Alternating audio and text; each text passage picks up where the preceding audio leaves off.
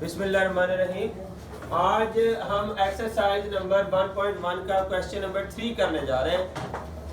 इसमें हमारे पास स्टेटमेंट कुछ यूँ है कि a plus C C minus 1 a plus 2b 4d minus 6 is equal to 0 minus 7 3 2d के, और फाइंड करो a b c और d की वैल्यू। तो दो मैट्रिक्स के दरमियान में इक्वल का निशान आ गया, दो मैट्रिक्स के दरमियान में इक्वल की सिंबल है।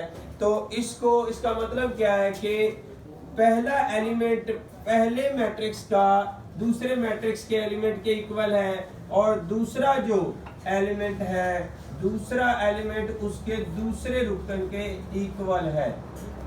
इस तरह से अगर तीसरे की बात करें तो वो भी आपस में इक्वल है, और चौथा चौथे के इक्वल है।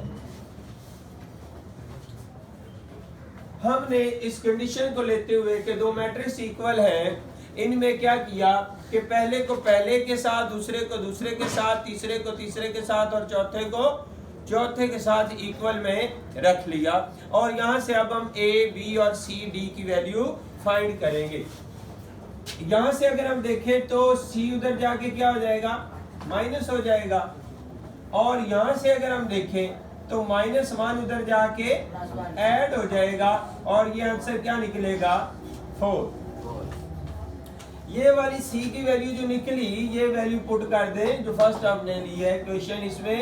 तो c की जगह पे हमने यहाँ से लगा दिया 4, तो a की वैल्यू क्या निकल आई -4 और c की वैल्यू निकल आई 4।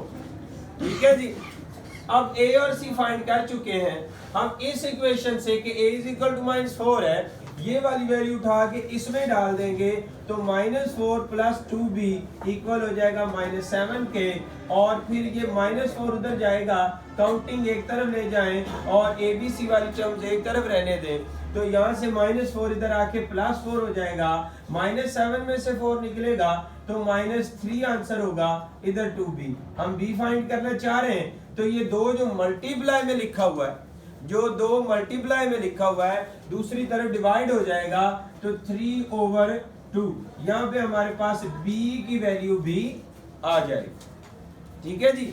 अब नेक्स्ट जो है इक्वेशन उसकी तरफ चलते हैं।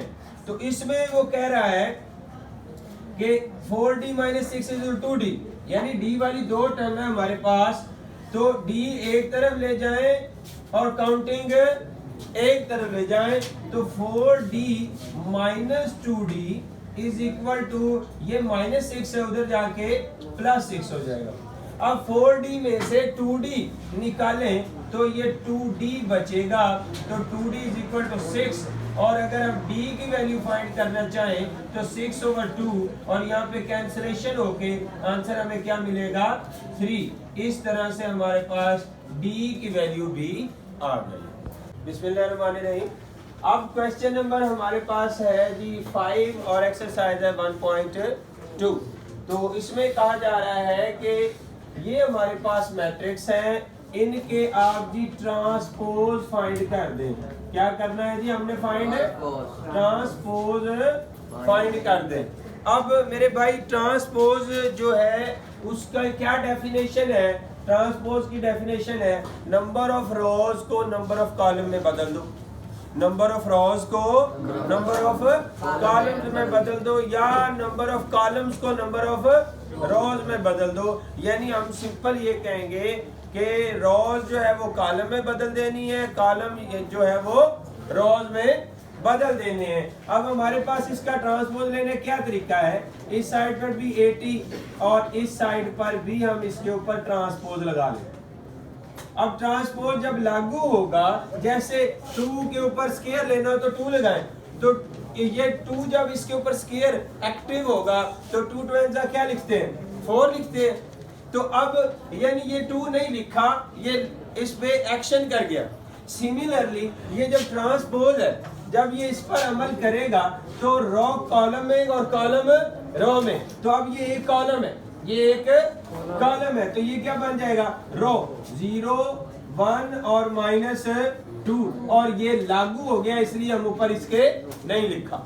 समझ आ रही कि नहीं, जैसे हमने 2 नहीं लिखा स्क्वायर वाला। क्लियर हुई बात। ये इस तरह से ये पार्ट हो गया। अब हम अगर दूसरे की तरफ चले तो यहाँ पे ये रॉ दी गई है, इधर भी ट्रांसपोज ले लिया 5 1 6 इसका ट्रांसपोज। जब हम ये ट्रांसपोज लगाएंगे तो रॉ किस में बदल जाएगी, कॉलम में बदल जाएगी। अब हमारे पास 1.2 का क्वेश्चन नंबर 6 है। इसमें वो कह रहा है कि ए और बी के मैट्रिक्स मैंने दे दिए हैं, आप साबित करें कि ए का डबल ट्रांसपोज ए के बराबर होता है और बी का डबल ट्रांसपोज है बी के बराबर होता है। तो सिंपली हम क्या करेंगे, ए को पहले हल करेंगे तो ए की वैल्यू मैट्रिक्स की लिख के उसके ऊपर ट्रांसपोज ले लेंगे। अब जब ट्रांसपोज लेंगे तो रॉ जो है वो कॉलम में बदलेगी, 1 2 जो है वो कॉलम की शक्ल में लिख दिया जाएगा। इधर 0 1 रॉ है, इसको भी कॉलम की शक्ल में लिख दिया जाएगा। इस तरह से इसका ट्रांसपोज हो गया। लेकिन उसने हमें सिंगल ट्रांसपोज नहीं पूछा, उसने हमसे डबल ट्रांसपोज पूछा है। तो डबल ट्रांसपोज के लिए फिर अगेन इसका भी ट्रांसपोज ले लेंगे और इसका भी ट्रांसपोज ले लेंगे। जब इसका ट्रांसपोज लेंगे तो इसके ऊपर लागू करेंगे, 1 0 रो है ये कॉलम में बदलेगी, इधर से भी 2 1 कॉलम में बदल जाएगा। अब इधर डबल ट्रांसपोज रह जाएगा। अब ये जो चीज बनी है ये इस पर गौर करें तो ये तो ए के बराबर आ गए। इसका मतलब है आप इसकी जगह ए लगा दें तो ए डबल ट्रांसपोज साबित हो गया ए के बराबर। अब हम साबित करने जा रहे हैं कि बी डबल ट्रांसपोज बी के बराबर है। तो क्या करेंगे, बी की वैल्यू दोबारा से लिखेंगे, इसके ऊपर दोनों साइड पे ट्रांसपोज लेंगे। अब जब ट्रांसपोज इधर लगाएंगे तो 1 1 रो है ये कॉलम में बदल जाएगी, 2 0 रो है ये भी कॉलम में बदल जाएगा। इस तरह से इसका ट्रांसपोज हो गया। लेकिन सिंगल ट्रांसपोज तो नहीं मांगा, उसने तो डबल ट्रांसपोज मांगा है। तो क्या करेंगे, इधर भी ट्रांसपोज ले लेंगे, इस साइड पे भी ट्रांसपोज ले लेंगे। अब जब ये ट्रांसपोज लेंगे तो ये वाली रो किस में बदल जाएगी, कॉलम में। ये 1 2 जो है 1 2 इस तरह हो जाएगा, ये भी 1 0 इस तरह लिख दिया जाएगा। इस पर अगर हम गौर करें तो ये वाली चीज तो अगेन बी बन गई है। तो अब ये वैल्यू जो है इसकी जगह पे हम क्या डाल देंगे, बी। तो हमारे पास साबित हो जाएगा कि बी का डबल ट्रांसपोज बी के बराबर।